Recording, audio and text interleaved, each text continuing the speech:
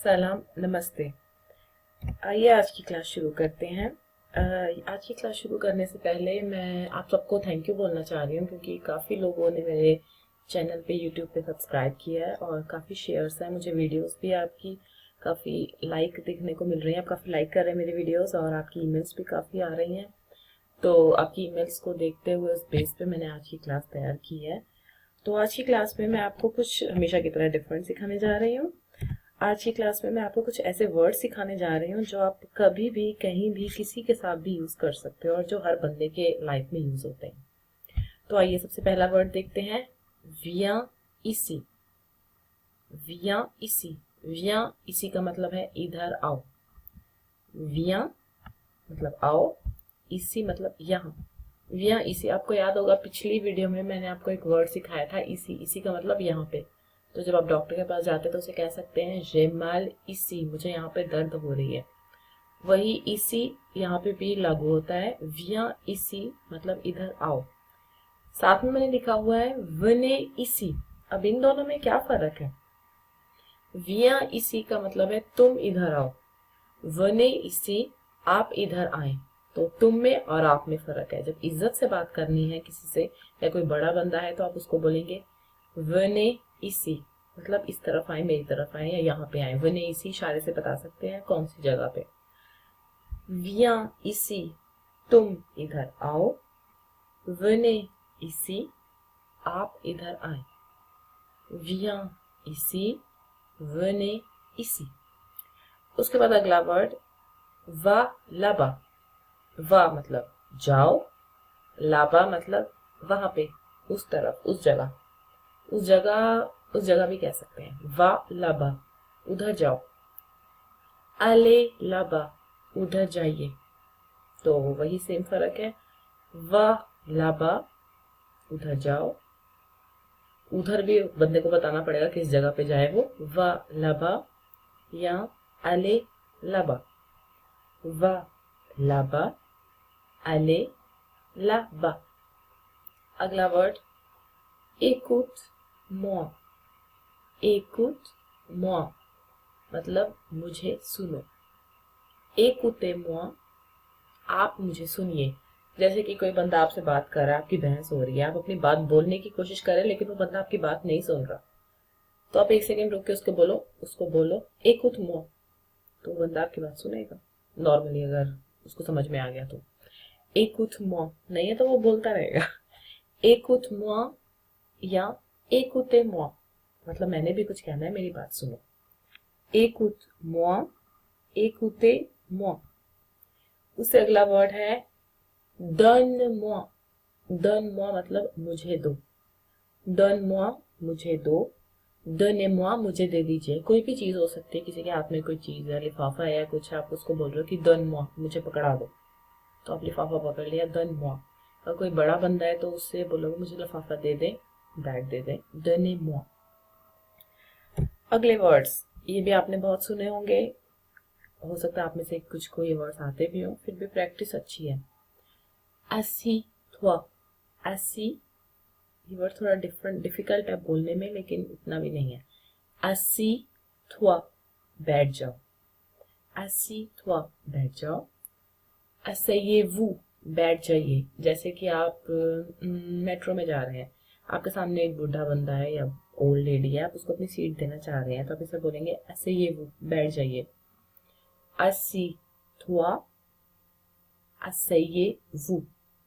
assis toi asseyez-vous।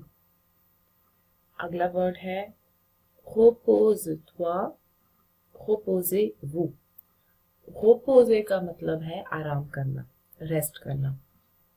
repose-toi reposez-vous किसी की तबीयत ठीक नहीं है, किसी का सर घूम रहा है या किसी को कोई भी प्रॉब्लम हो सकती है तो आप उस बंदे को बोल सकते हैं repose-toi आराम कर लो, या reposez-vous repose-toi reposez-vous repose-toi reposez-vous। इससे अगला वर्ड है pousse-toi। pousse-toi और poussez-vous। आपने देखा होगा इसके साथ मैंने लिखा हुआ है s'il vous plaît। ऐसा मैंने क्यों लिखा?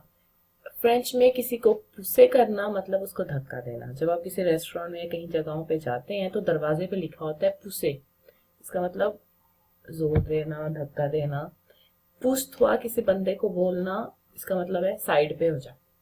दोस्त आपस में बोल रहे हैं पुश हुआ, मैं कोई काम करने वाला हूँ, साइड पे हो जा, पुश हुआ चलता है। किसी बड़े बंदे को आप बोलेंगे पुसे वो, एकदम से बोलेंगे ठीक है। अगर सिल्वू प्ले बोले तो बंदे को बुरा कम लगेगा। पुसे वो सिल्वू प्ले मतलब आप साइड पे हो जाए, मैं निकलने वाला हूँ या मैं निकलने वाली हूँ, तो इसलिए मैंने सिल्वू प्ले साथ में लिखा है। तो पुस थवा परे हो जो, साइड पे हो जो, पुसे वो साइड पे हो जाए। एक और वर्ड है जो आमतौर पर बहुत इजी है याद करना और कहीं भी यूज हो सकता है। आप किसी बंदे के साथ हैं, बात कर रहे हैं, आपने टाइम देखा, चल जाने का टाइम है, तो उस बंदे को बोलेंगे चले। चले को कैसे बोलते हैं? चले को फ्रेंच में कहते हैं ओनिवा। एक साथ पढ़ा जाता है और बहुत तेज बोला जाता है, ओनिवा। अगर अलग अलग पढ़े तो ओ ई वा, एक साथ पढ़े ओनिवा। किसी बंदे को बोले ओनिवा, इसका मतलब चले, वो आपको बोलेगा वी ओनिवा, हाँ चलो। इससे अगले आपने देखा होगा जो लोग फ्रांस में रह रहे हैं कि आजकल ट्रेनों की बहुत प्रॉब्लम चल रही है। ट्रेन, मेट्रो, SNCF, RAR, तो कुछ वर्ड्स हैं जो यूज होते हैं, जो आप में से जो फ्रांस में रह रहे हैं, पेरिस में रह रहे हैं आमतौर पर, या पेरिस के आसपास हैं, ईल de फ्रांस में, तो जो ट्रांसपोर्ट लेते हैं रोज मेट्रो, उनको ये वर्ड बहुत सुनने को मिलता होगा। अवांसे सिल वू प्ले। जब इतना ज्यादा रश होता है और लोग आगे से धक्का देके ट्रेन के अंदर चढ़ने की कोशिश कर रहे होते हैं, और जो कुलवा होता है, मतलब जो बीच वाला रास्ता होता है ट्रेन के अंदर सीटों के बीच में जो कुलवा होता है, वहां पे लोग कुछ खड़े होते हैं, कुछ आगे खड़े होते हैं, कुछ पीछे खड़े होते हैं, तो उनके बीच में जगह खाली होती है। तो जो लोग ट्रेन में चढ़ने की कोशिश कर रहे होते हैं, उनको जगह नहीं मिलती, तो वो पीछे वाले लोगों को बोलते हैं जो अंदर खड़े हैं, अवांसे सिल वू प्ले, आगे हो जाओ। अवांसे सिल वू प्ले, अवांसे होना मतलब आगे बढ़ना, सिल वू प्ले, क्योंकि इतने सारे लोग हैं, एक को तो अवांस तो बोलेंगे नहीं क्योंकि अच्छा नहीं लगता। जब ज्यादा लोगों को बोलना होता है तो एक ही बार बोलते हैं चिल्ला के, अवांसे सिल वू प्ले। या ये भी सुनने को मिला होगा आपको, अवांसे vers le fond s'il vous plaît। अवांसे चलना, vers le fond पीछे की तरफ, क्योंकि ज्यादातर लोग आगे की तरफ सब खड़े हुए थे, पीछे वाली जगह सारी खाली होती है ट्रेनों में, बसों में, RAR में। तो अवांसे vers le fond s'il vous plaît। चिल्लाने से 1 2 3 बार लोग पीछे हो ही जाते हैं, एक बार में कम ही होते हैं। तो ये आप चाहें आप भी ये वर्ड यूज कर सकते हैं, अवांसे s'il vous plaît या अवांसे vers le fond s'il vous plaît। एक और वर्ड आपको बताना चाह रही हूँ। आपने, क्योंकि आपको पता है स्ट्राइक वगैरह चल रही है पेरिस में, फ्रांस में, तो 14 तारीख को भी एक बहुत बड़ी स्ट्राइक है, ट्यूसडे को।